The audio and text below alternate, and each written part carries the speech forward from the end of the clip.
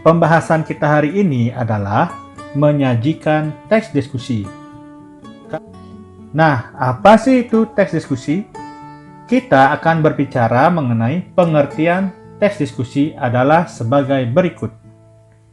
Teks diskusi merupakan suatu teks yang digunakan untuk menyajikan pendapat, sudut pandang, atau perspektif yang berbeda terhadap suatu permasalahan dari dua sudut pandang, bisa pro dan kontra. Pro berarti setuju, sedangkan kontra berarti tidak setuju atau menolak. Gagasan atau pendapat dari semua sisi dievaluasi sebelum menentukan keputusan. Teks diskusi dapat menguji topik yang kontroversial, menggunakan argumen secara langsung terhadap topik, dan tentunya harus meyakinkan. Nah, selanjutnya kita akan berbicara mengenai pokok pikiran. Pokok pikiran atau ide pokok merupakan inti dari kalimat utama. Dengan kata lain, untuk dapat menemukan pokok pikiran, harus mengetahui letak kalimat utama terlebih dahulu. Letak kalimat utama bisa ditentukan dengan 3 cara. Yang pertama adalah deduktif. Deduktif adalah kalimat utama yang terletak di awal paragraf. Pola pengembangannya adalah umum ke khusus. Berikutnya ada induktif. Induktif adalah kalimat utama yang terletak di akhir paragraf. Pola pengembangannya adalah khusus ke umum. Nah, yang terakhir adalah campuran. Merupakan kalimat utama yang terletak di awal dan akhir paragraf.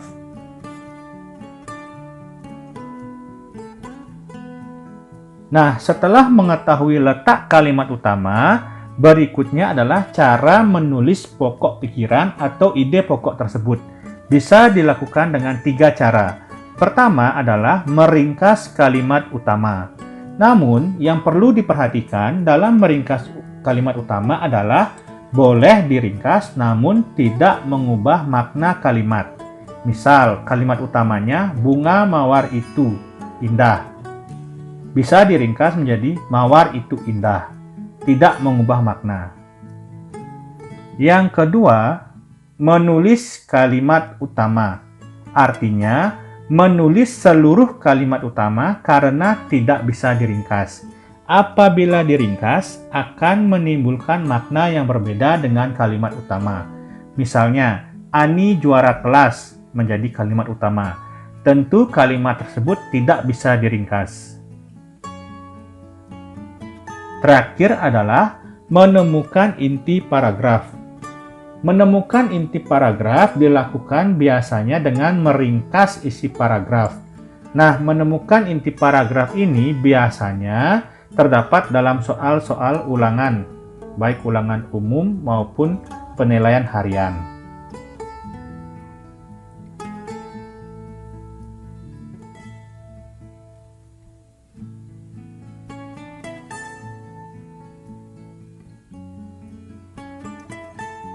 Selanjutnya, kita akan menyimpulkan isi dari teks diskusi.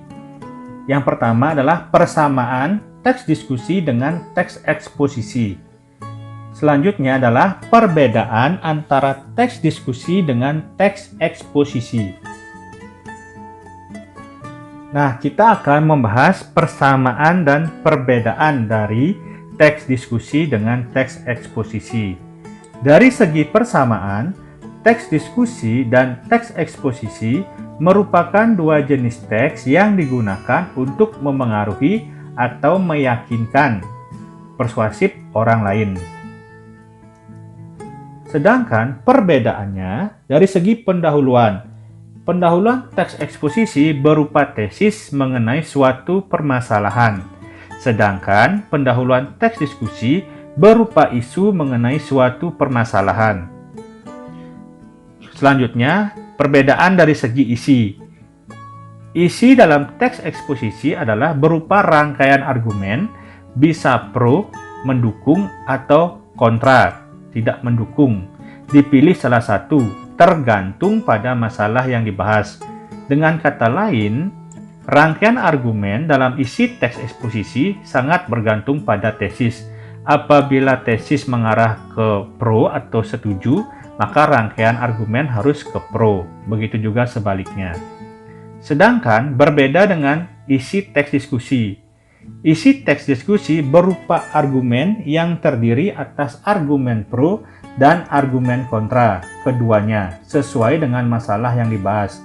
Artinya, argumen dalam teks diskusi harus ditulis kedua-duanya. Bukan hanya pro, bukan hanya kontra, tetapi argumen pro-nya ditulis dan argumen kontranya juga ditulis. Berbeda dengan teks eksposisi yang hanya salah satu.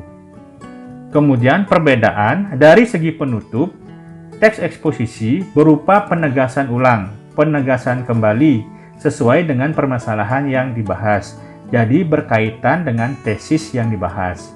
Sedangkan dalam teks diskusi berupa simpulan argumen dari kedua sisi dan mengevaluasi argumen yang paling efektif.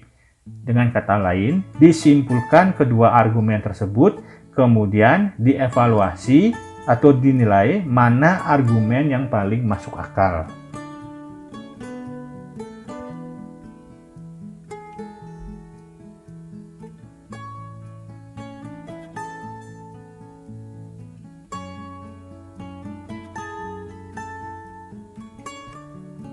Nah, selanjutnya kita akan berbicara mengenai struktur dan kebahasaan. Kita akan berbicara mengenai struktur dan kaidah kebahasaan dari teks diskusi. Pertama, kita akan berbicara mengenai struktur teks diskusi. Yang pertama adalah isu. Isu merupakan permasalahan yang akan dibahas. Dalam isu disampaikan pernyataan untuk membatasi topik, latar belakang topik, dan sudut pandang berbeda yang akan dibahas. Berikut adalah contoh isu. Setiap hari kita diingatkan agar kita lebih peduli terhadap lingkungan kita. Namun ternyata tidak mudah untuk peduli terhadap lingkungan atau bergaya hidup hijau atau sebenarnya mudah.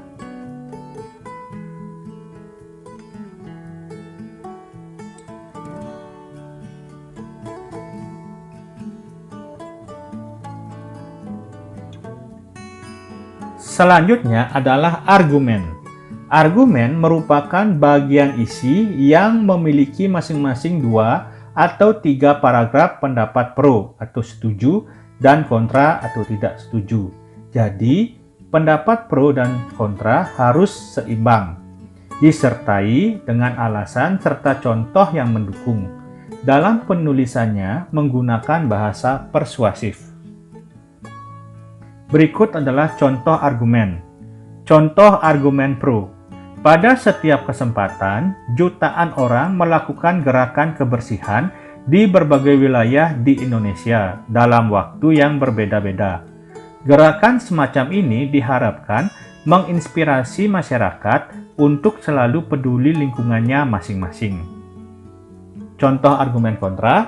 Namun, di pihak lain, di banyak tempat, orang-orang menganggap gagasan daur ulang itu membuang-buang waktu mereka.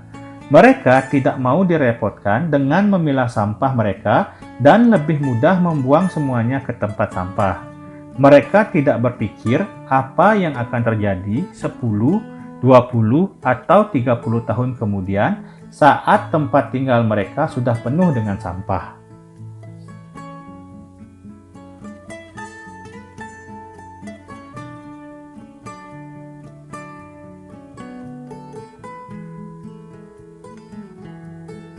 Selanjutnya adalah simpulan.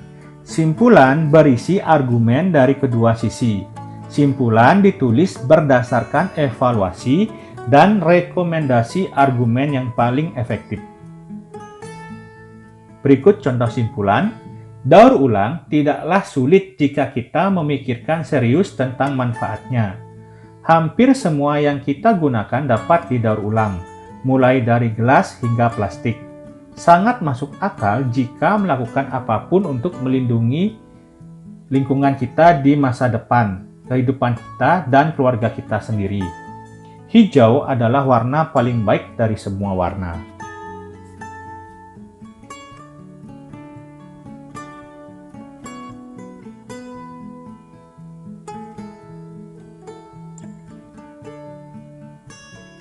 Selanjutnya kita akan berbicara mengenai kaidah kebahasaan teks diskusi. Yang pertama adalah kata yang menunjukkan apa yang terjadi. Kata dalam teks diskusi biasanya berbicara tentang hal yang aktual.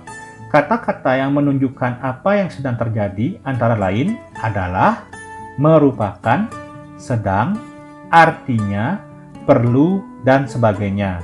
Contoh, pandemi COVID-19 merupakan masalah kesehatan bagi dunia.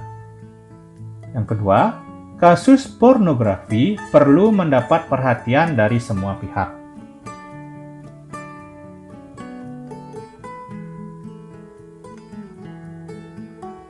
Selanjutnya adalah kata yang menunjukkan waktu kini. Kata-kata yang menunjukkan waktu pada saat ini atau sekarang. Kata-kata yang digunakan antara lain kini, saat ini, sekarang, dan sebagainya. Contoh, kini vaksin COVID-19 telah mulai diuji coba. Berikutnya, saat ini telah muncul varian baru virus COVID-19.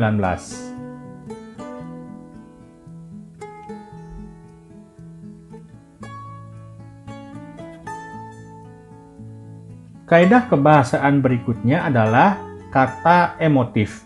Kata emotif adalah kata yang mewakili pikiran dan perasaan seolah-olah merasakan apa yang disampaikan, seperti percaya, yakin, suka, kagum, senang, terkejut, ragu, ganas, unik, berharga, istimewa, dan sebagainya. Contoh, kita harus yakin pandemi COVID-19 akan cepat berakhir. Semua orang terkejut dengan varian baru COVID-19.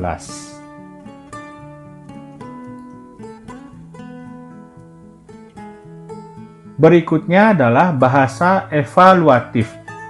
Bahasa evaluatif digunakan untuk mengkaji argumen dan bukti pendukung, misalnya berpikiran sempit, mengancam, sangat jelas, menguntungkan, diharapkan, lebih mudah, dan sebagainya.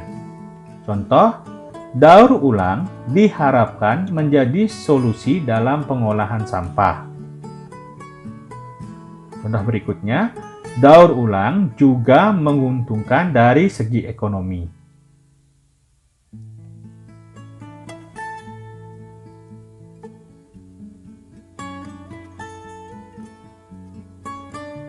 Kaidah kebahasaan berikutnya adalah modalitas.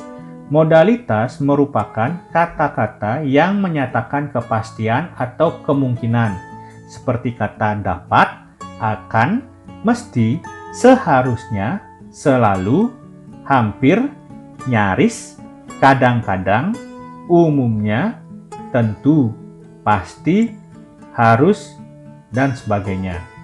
Contoh, pengolahan sampah yang benar dapat menyelamatkan lingkungan. Biopori seharusnya dapat menjadi solusi mengatasi banjir.